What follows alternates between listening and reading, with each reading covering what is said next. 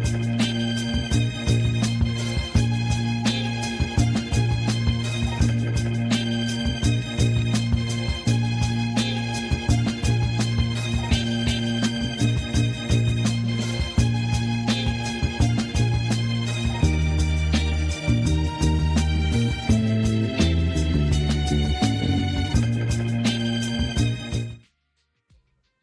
morning and welcome to another edition of Let It Be Known, and I am your host, Stacy Brown. Peace and love, everybody. Welcome. I'm Neil Anderson, and we have lots of headlines to get through today. And of course, all of those headlines lead back to the Black experience, of course, Stacey.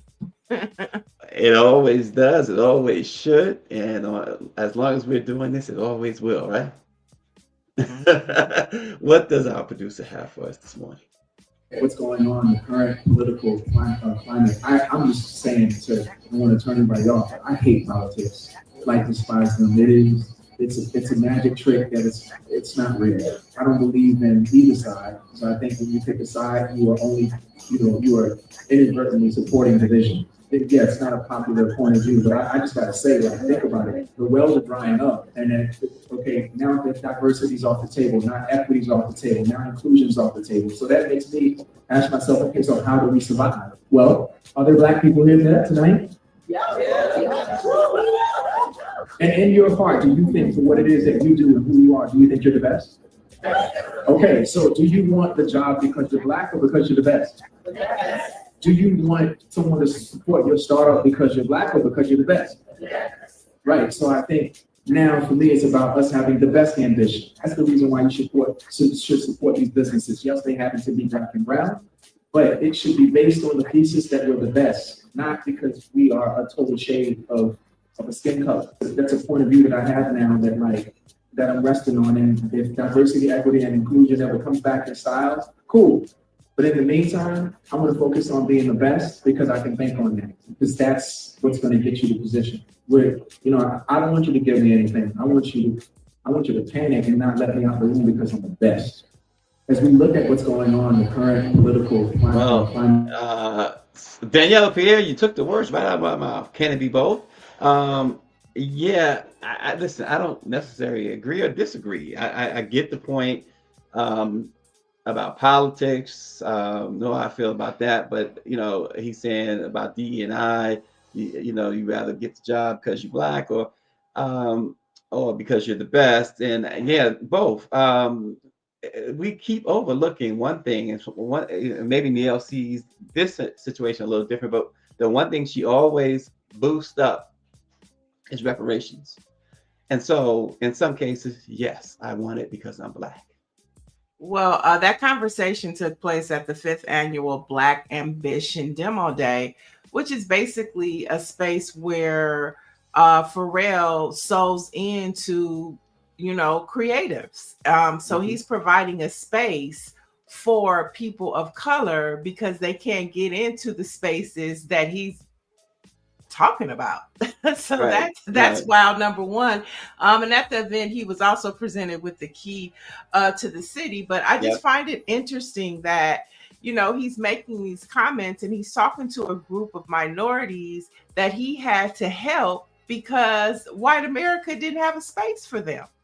Right, right. So I mean, come on, Pharrell. Read the room and understand why you created this cohort for Black and brown creatives, because you are making space for them when other places will not. So what are you hmm saying, homeboy? And that's the thing that people easily, I believe, in general, overlook is that, okay, folks have been fortunate enough to have certain talents and that really stand out. And because of those talents, they were not they was not able to be. They were able to be, but they really wasn't overlooked. There are so many. There are so many more, and this is no shade against Pharrell or anybody else, but there is so many more untapped and unfound talent that is so much better than the great talents that are out there. For the most part, I mean, of course there are exceptions, right? But they didn't have the breaks that you, Pharrell, got. They didn't have the breaks that, say, a Jay-Z got, or whomever. And so I think they lose sight of that, and then they get into this world where um, they lose all sense of what it's like to be marginalized. Now they're so that proximity to whiteness has really messed a lot of these people up.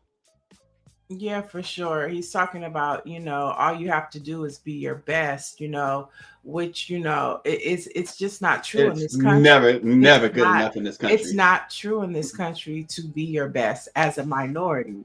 And so when you think about affirmative action, when you think about DEI and spaces like that, we know why it's important. We know that's Mhm, why we went from, Dr. King talking about equality into today we're talking about equity because it just has never been there for us. And mhm. to your point, yeah, they get in this bubble once they've made it, and they forget that, like for him to even make those comments, sitting in a room of people that he provided space for, because there was the Yeah. reason why they applied to his ambition program was because they saw Mhm. a way to get in, because the way they were trying, it wasn't happening for them. So he just, is very out of touch. I know yesterday when the neighborhood talk posted that, Nicole Haddon Jones jumped in the comments and was like, I don't even understand what this means. Somebody who wrote the 1619 Project and really understands the fabric of Mhm. this nation, how it's designed, how systemic racism plays a role in it. Yeah. It's just like, dude, you are so out of touch. I mean, Yeah, that's what I applaud Dr. him for Marilyn what said. he's doing, but think about what you're saying, because it Yeah. doesn't make any sense. Yeah, and it's a moment in time again where the mindset of where's the mindset of we really desperately need to come together, and you have so many out of touch people, celebrities and others, and it's a shame at this day and age, this point in time, to be out of touch. Nancy Wall says what he's saying is very dangerous, and RNG says, "I have told you, I don't pay any attention to celebrities. If it wasn't for Black people, Pharrell wouldn't be on that stage. 1,000%." And And so you could tell he's somebody that doesn't vote.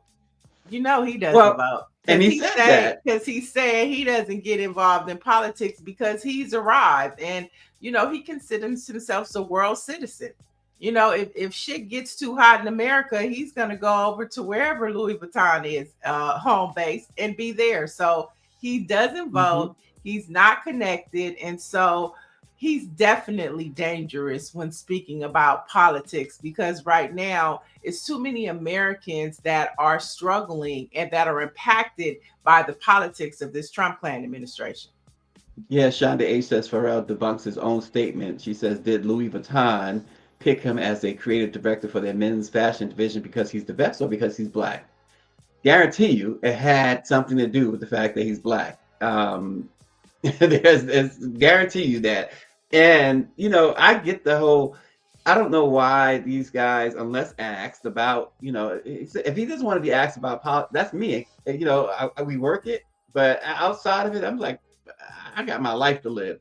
But, but to in a moment like this, for someone with his platform to go out and say that, Janet Jackson made a comment the other day, which really was crazy too. She said, this is after one of the award shows and they were going in on Trump, and she comes out and says, well, I don't think that these people getting these awards, they should stick to the award and not talk politics at all.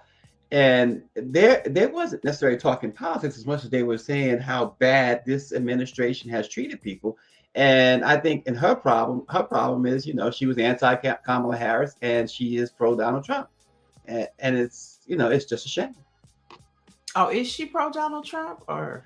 She hasn't bluntly stated that, but every statement political wise she's made should suggest that she is just as much a Donald Trump as anybody else.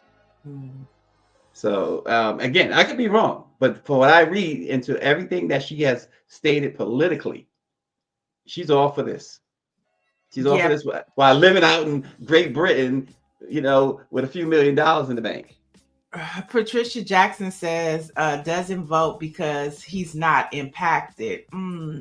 Aquarius says Pharrell is involved in politics when his cousin died, for sure, because he wanted That's true. accountability from the police department. So yeah, I think he should just, just say that politics isn't his strong point, and so he would like to leave those to his fellow comrades who know a little more about it. That would have been a sufficient statement for him Yeah. to So say. the blast because he was blasting folks with their political views. So yeah, Sandy Jones says I'm right about Janet. Yeah, I've seen enough of what she's posted, but you're right about Pharrell in that sense. Like I say, I when you say getting involved in, I'm with you on that. But I'm not going. I always say I'm not going to tell you or anybody else how they should be involved or not be involved, and who they should vote for, who they shouldn't vote for. That's up to y'all. The evidence becomes very clear on what a person should and should not do. I think it should be very clear, especially today. So, and Janet is not a Jehovah's Witness, Helen. She never was. She despises Jehovah's Witnesses. So let's drop that part of that narrative. She hates Jehovah's Witnesses. She's made that clear. Today, Nia, is the vote on the Epstein files. And lo and behold, Bloomberg News has come out with what we've already known, that for the last several months, the folks at the FBI and Homeland Security or whomever have been working to take Trump's name out of it. They have confirmed through various FOIAs, Freedom of Information Acts, and various other documents. The reason, Niel, they're saying that during the time that this stuff was going on, that Trump was involved with Epstein, he was a quote unquote private citizen. Therefore, no disclosure of a private citizen, any private citizen, will be in those documents if you were a private citizen at that time. And it's up to the private citizen to give the okay to release the name. Just some, Bernie Mac used to say, some old bull. Yeah, for sure. At the end of the day, it's trickling out. The information is coming out. So I mean, we know what a blank is, a redacted. We can kind of read between the lines. So regardless, release the files. Redact.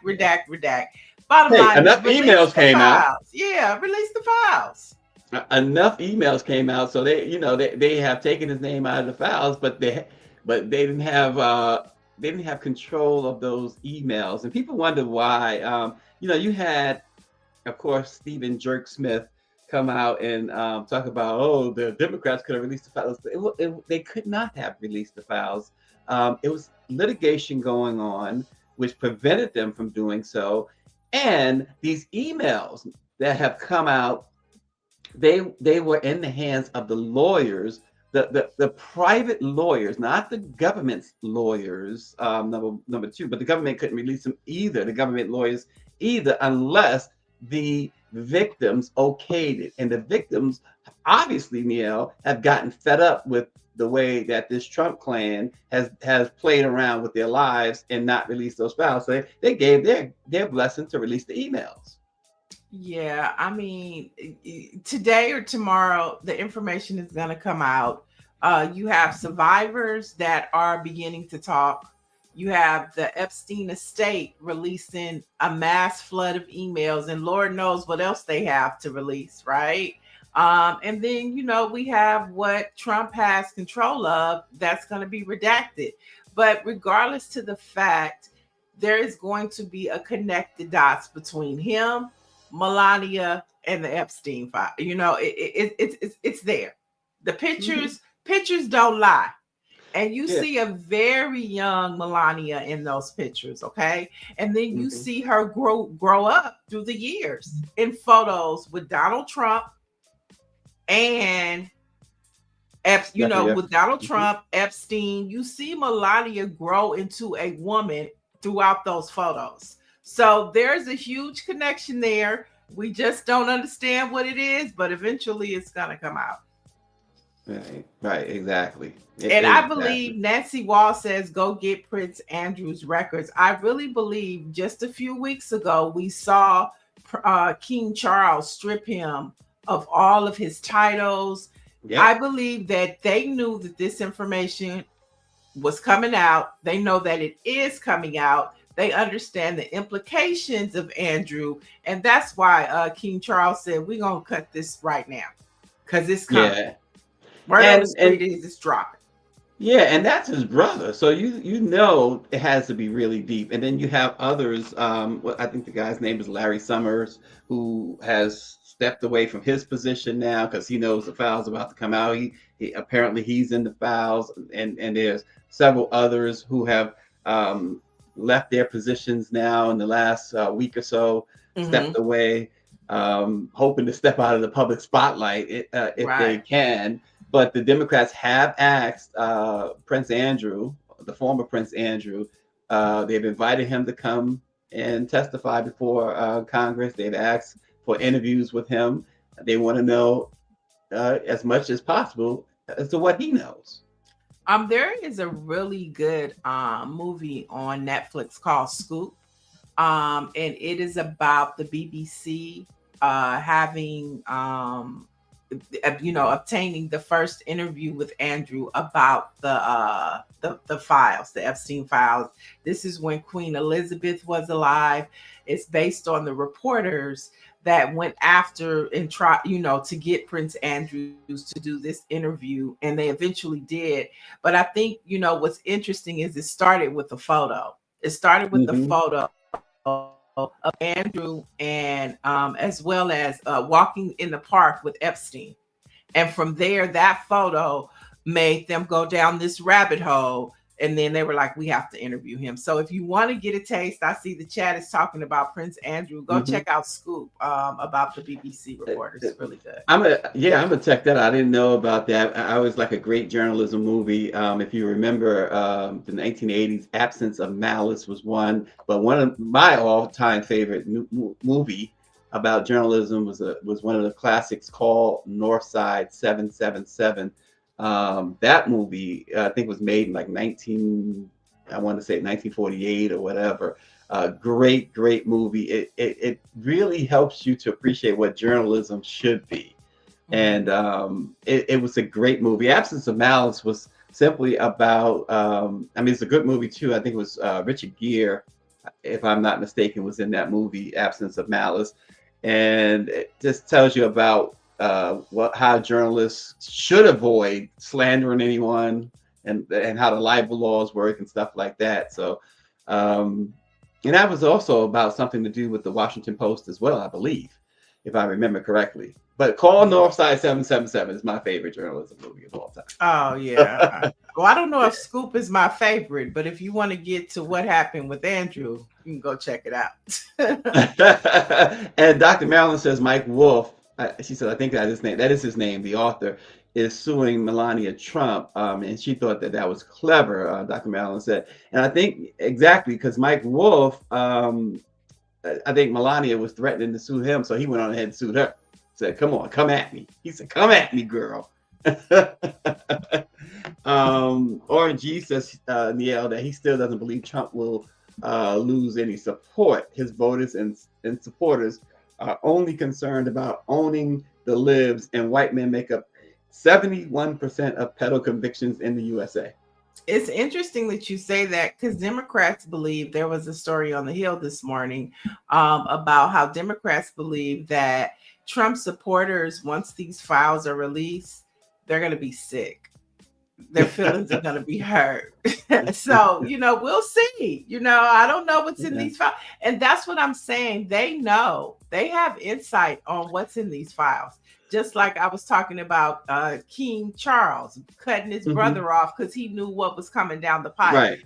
There is, the fear of Putin having the photos and the videos. All of these conversations are intel that different governments are talking about. Our government is talking about. We just don't know yet. But trust me, they know what's happening in them files on the Hill.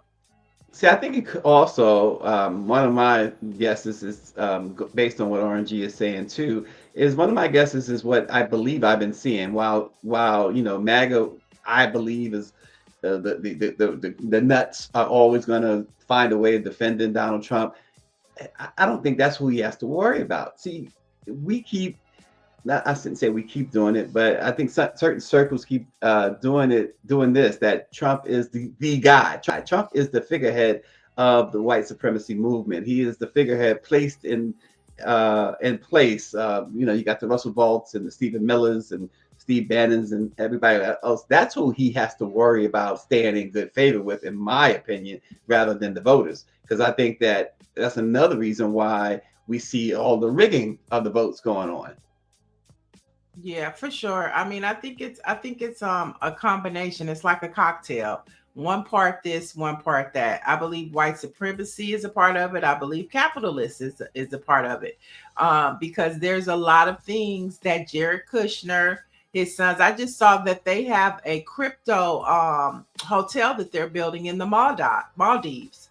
So you have I don't think it's just white supremacy. I think you have the tech world. I mean, it's like a cocktail. One part this, one part that, one part that. And Donald Trump, his legacy is white supremacy. That comes from his daddy. And also the capitalist comes from his legacy. So he has a lot going on, and it's not just one lane that he's pulling from.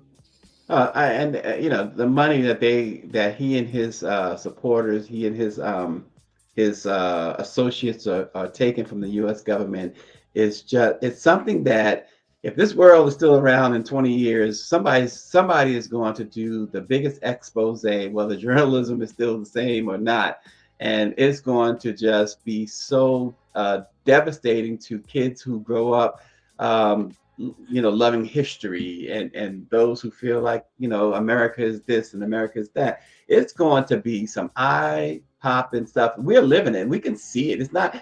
That's the other thing. They're not so covert about it anymore. They're very outward with the corruption. Yeah, because they think people aren't paying attention, but we are, and we're figuring it out. I know one of the talking points that I would like to see Democrats push more, and I think that even Republicans are going to lean towards this, is that Donald Trump is entering his lame duck phase. He's termed out, less than 2 years away. Midterms are coming up. Midterms are coming up, and these new electeds that are coming in are definitely going to be a part of a new presidency if we're following the way things are. And so that is a talking point that you can begin to push in media that can really cause some damage for Donald Trump, because if people start looking at him as a lame duck instead of, is he going to stay, it can make impact on what's going to happen over the next 2 years. So I hope that, I've heard it a couple times, I could see some people trying to brew it up, but I hope that Democrats really lean into it, because there are going to be a lot of Republicans that want to do the same. Yeah, there's talk that, and I can see it happening when you talk about Democrats. Hakeem Jeffries is going to be primary, and so will some others, which would probably be good for the party. They need to take a look at Mondami and how his position has been, and how successful folks like him are. They need to go in a different direction. Listen, when something doesn't work and you keep doing the same thing over and over again, wow, how insane is that? So we'll see what happens. You're right. He's also, Trump, we know he's destroyed the White House with this ballroom. And now the Preservation Society is really, they filed a lawsuit because he's now targeting the famous old executive building. He wants to paint over it, and he wants to paint it white. He wants to paint it white.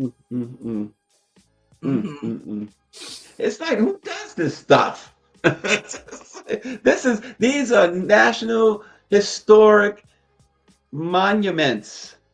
These don't belong to an individual. You can't just go in there, especially a temporary resident. It's like you rented a place. You go rent an apartment, and then you knock out a wall, and you do this, and You can't do that. Not without the Yeah. owner's permission. So, gosh.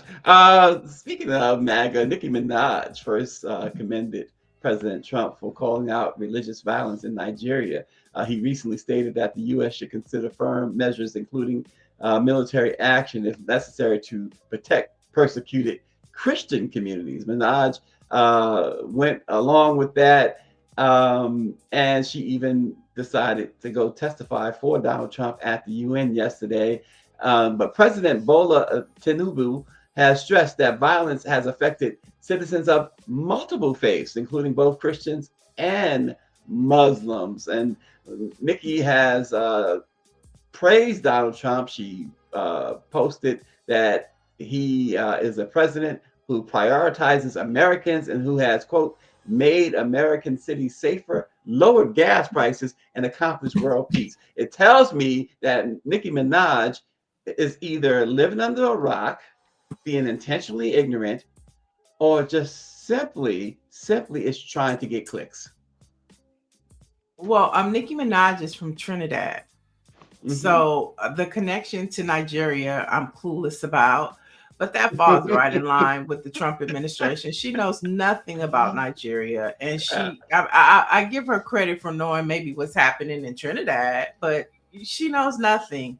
I've never known her to be a devout Christian. Right. So I mean, it's just, she's been kicked out of the cool kids circle in hip hop.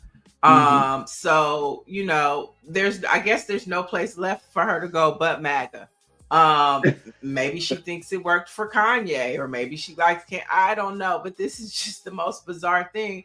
But they're also saying too that Nicki allegedly has a mental health issue. And she does give you reminiscent episodes like Kanye West, like Britney Spears. The way she just out of nowhere just attacks people. And so, this falls right in line with his agenda and his circle. Crazy, deranged. You had number 3, crazy, deranged, anything else? No, and Dr. Marilyn took the words right in my mouth. She says, and let's be clear, she's married to a registered sex offender. Yeah. It goes hand in hand with MAGA. So there we go. and for the ambassador Mike Waltz, he posted on his Instagram or Twitter, whatever. Nicki is not only arguably the greatest female recording artist, but also a principled individual who refuses to remain silent in the face of injustice. Now, I bet you he couldn't even name me one Nicki Minaj song. Looking at him, he could not name me one Nicki Minaj song. Oh my gosh. And the moment that she has an episode and goes against anything MAGA, then what is he gonna write? What is he gonna say? He's gonna go Marjorie Taylor Greene on her. He's gonna go nuclear on her. But speaking of Twitter, there is a massive Cloudflare outage causing thousands of websites to go down, and I believe Twitter is one of those websites that are down. And Twitter so is down. Yeah. It's a lot happening. It's a major outage. It's happening across multiple websites. And I mean, I know for me, I've been having issues with calling people. We had a power outage out here that affected over 100,000 DWP consumers. I was one of them. But the crazy part about it was, Stacey, when you called DWP, there was no answer. It was just like dead silence. And I mean, this is 100,000 people. So there's some strange shit going on with technology. So everybody get you a battery pack. Now, DWP in California is the Department of Water and Power, correct? Correct.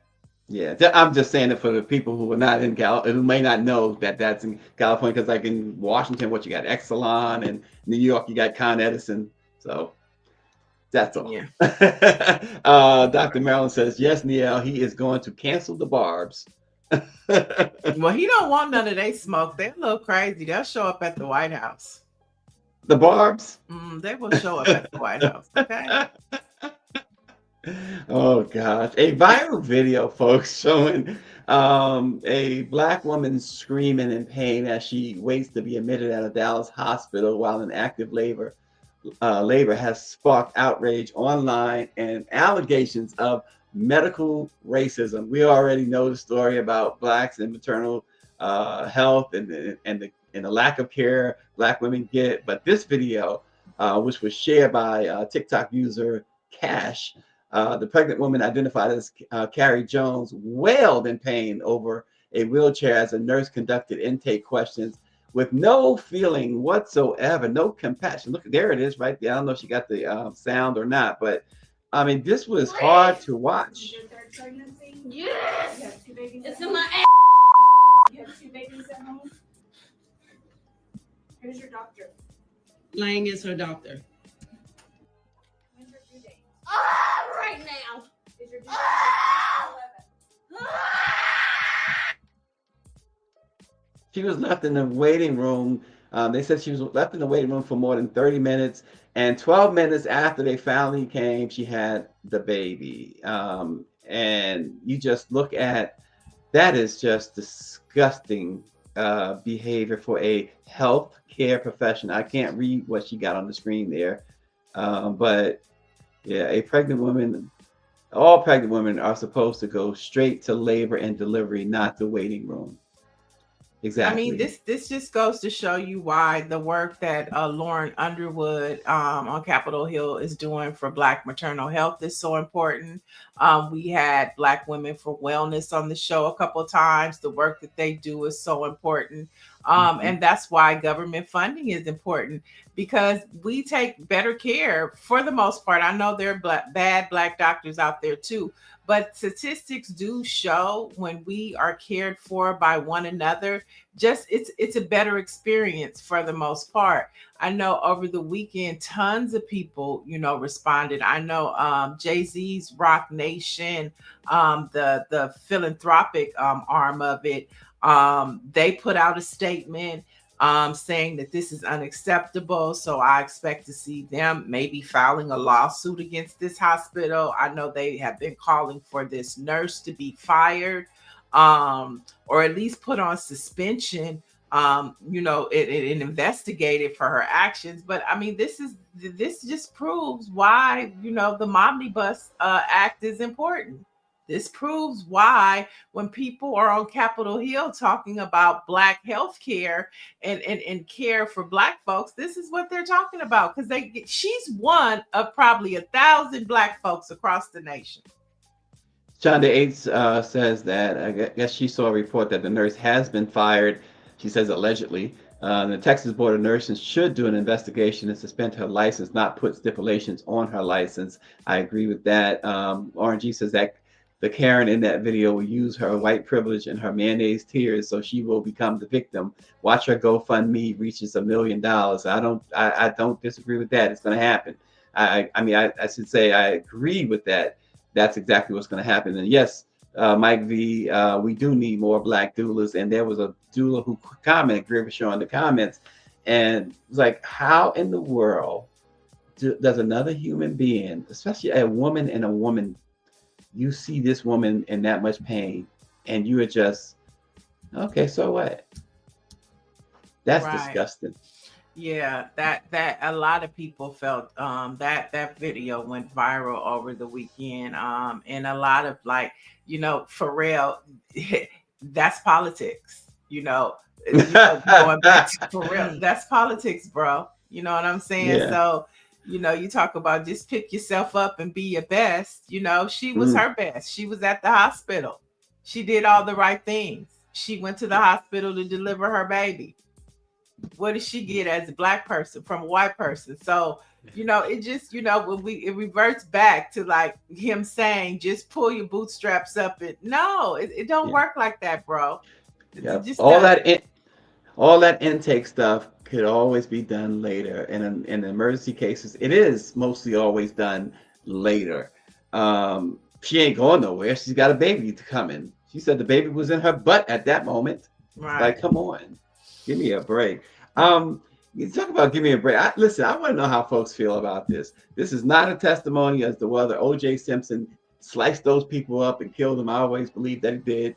But almost 30 years after, the civil court held him liable for the wrongful deaths of Nicole Brown Simpson and Ronald Goldman. His estate has finally agreed to pay a wild sum of money to Fred Goldman, Ron's father. The creditor claim was filed by Fred in July of 2024 for the amount of $57,997,000 plus judgment interest on the approved amount.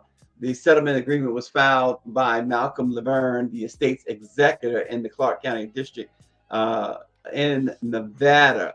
And so they've agreed to pay out almost $60 million to Ron Goldman's dad. And, you know, I'm a parent. Somebody does that to my child, and I know that you can't tell a person how to grieve, and what you can't really say, and you don't want to ever have to imagine being in Fred Goldman's position.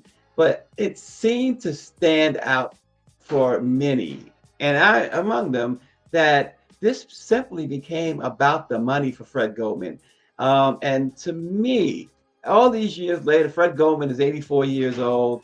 OJ is dead, and you continue to pursue monetary judgment. The Brown family did not, and I just don't get it. To an extent, maybe I don't know. Neil, help me out here. What do you guys think? No, they are going to get the money, Nancy Wall.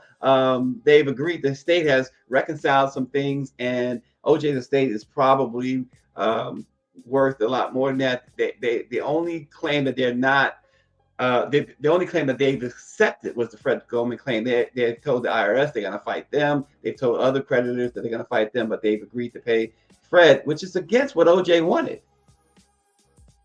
Well, OJ ain't here. And what Black women say about that whole little situation he had going on. And I'm going to just leave it at that. Oh, boy. Well, but I want to go back to something that Shonda said, which I saw this headline too, which is important.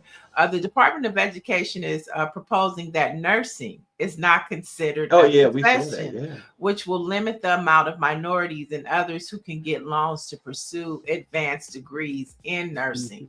And so, this is another Trump clan, mandate that he's doing. And, that's important to point out. And that's going to affect Black, brown, white, red, everybody. Yeah. And Shonda also says that that's a way to extract Black wealth, to take from Black wealth. Of course it is. She's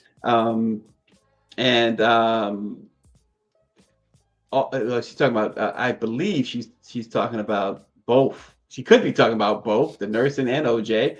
A for life. I don't know what that's supposed to mean. But anyway, that individual writes that how do you get a settlement civilly when there's no criminal convictions? Well, the very simple answer to that is that there are two different courts. And a year after OJ's acquittal, the family of Ron Goldman did sue OJ and won a civil judgment. It was at the time $33.1 million, and with all these years and interest compounded, OJ has always avoided paying out Fred. In fact, he famously said he would never give Fred a dime. It became very personal. Hopefully this will bring him peace. Hopefully he'll have some peace now. Maybe so. Yeah, hopefully he'll have some peace and he can move on and be okay. Because it seems like OJ's family is like, I'm sick of it. Let's just get it done. We have it, give it to him. I'd rather be broke and have a peace of mind than dealing with him. So they got the money. Hopefully everybody, and like we like to say, can rest in peace or rest in heaven. And you know what? And the last thing I'll say about that question is we often conflate and conflict that innocence and guilty. Innocence doesn't mean not guilty doesn't mean innocence, I should say. It doesn't mean that you're innocent. If in some cases not guilty simply means that the prosecutor either didn't have enough evidence at the time, or poorly put their evidence on, or the jury just didn't believe that the prosecution proved this case. It's as simple as that. In the words of Johnny Cochran, if it doesn't fit, you must acquit. So we have a few more headlines to get to today. Yesterday, Donald Trump spoke at the McDonald's Impact Summit. He wanted to talk to them about his efforts around affordability.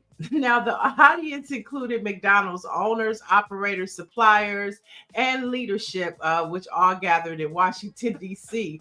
Now, this comes as Trump has said Republicans need to focus more on messaging their efforts to bring down the cost of living. So he thought going to talk to McDonald's operators would help with the affordability and inflation crisis when a Big Mac is probably now $7. Okay, so I'm not talking about a meal either. I'm just talking about the Big Mac. So this is how our president is feeling like he needs to stomp across the country, talk to McDonald's. He said that the McDonald's fish sandwich needs more tartar sauce. He says they need to put more tartar sauce on it. That's what he told him yesterday. Yeah, he did. But you had me at This is our president, y'all. He felt like he wanted to talk about affordability and bringing the cost down. He wanted to talk to McDonald's operators. I wonder, I know we have a cluster. There's a Black family out here that owns a cluster of McDonald's out here. I wonder if they were there and what their thoughts were. Like, huh? But you know what, Nia, you made a point a minute ago about the lame duck and going into the year of the midterms. Donald Trump recognizes that no matter what he says, because just the last couple of days, he's relaxed a lot of tariffs. He's reversed a lot of the tariffs that he's been putting out there, knowing that it's helping to just decimate Americans, and knowing that it's a year of the midterms coming up. Yeah. And, it's self-serving too. I know they showed his desk. I think it was maybe Switzerland. Who makes the Rolex? Is it Switzerland? Yeah, whatever company makes the Rolex, they sent him a Rolex clock and a gold bar and a note full of pleasantries. And he decreased their tariffs. So, I mean, he's not doing it for no other reasons but self-serving. Oh, you send me a Rolex? Decrease your tariffs. We You need send that. me a good cigar? I may let some people go to Cuba. That the rhyme and reason with this man is scary. Yeah, you asked what country with the Rolex. You might want to ask Mike V. I think Mike V has a few Rolexes and stuff like that. Oh. That's it. All right, a couple more headlines. Just as we talk about the midterms, Greg Abbott has scheduled the runoff election for the vacant House seat in Texas. And I'm talking about the seat that was vacated by Sylvester Turner, who passed away, who also succeeded Rep. Sheila Jackson Lee. Now, a pair of Democrats are running for the seat, and I'm talking about attorney Christian Menefee and former Houston City Council member Amanda Edwards. Now, they will square off as we look at, what seats are available. That's a very important seat, especially as we look at redistricting too in Texas and how that's going to all play out. Okay. Things that Yep. And then in more news, it looks like ESPN has given Stephen A. Smith the boot.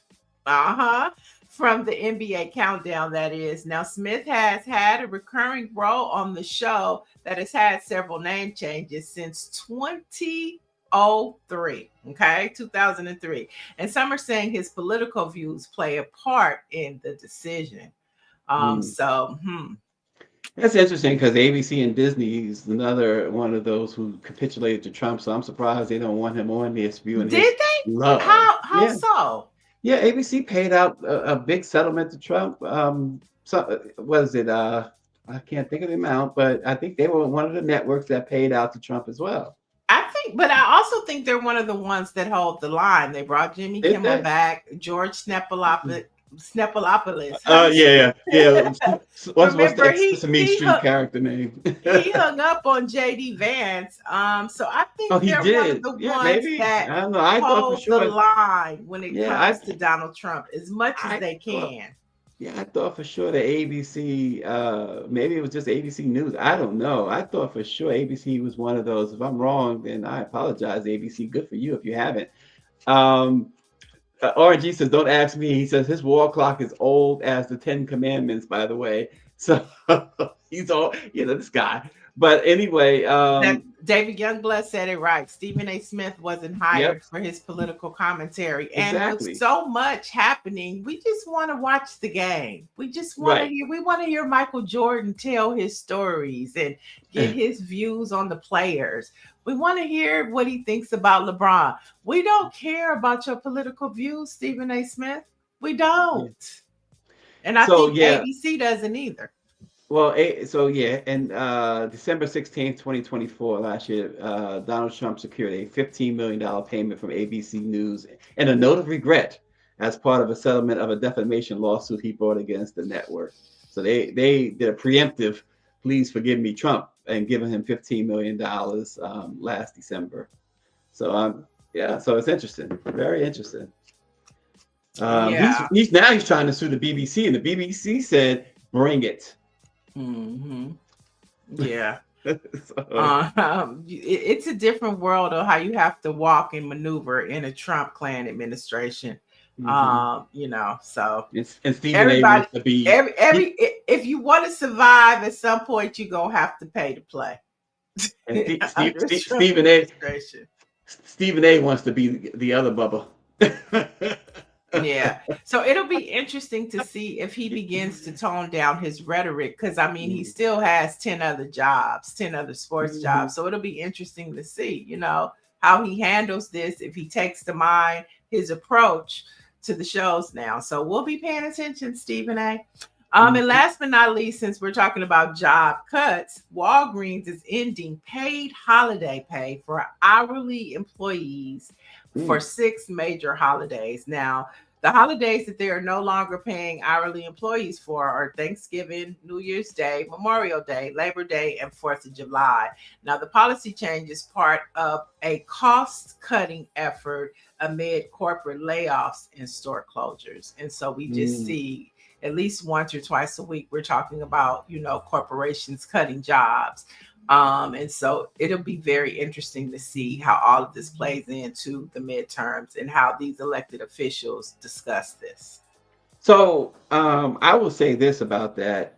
If they're truly in need to cut costs, it's better that they cut out this holiday pay or double time or whatever and keep the employee than to fire the employee saying we can't pay you.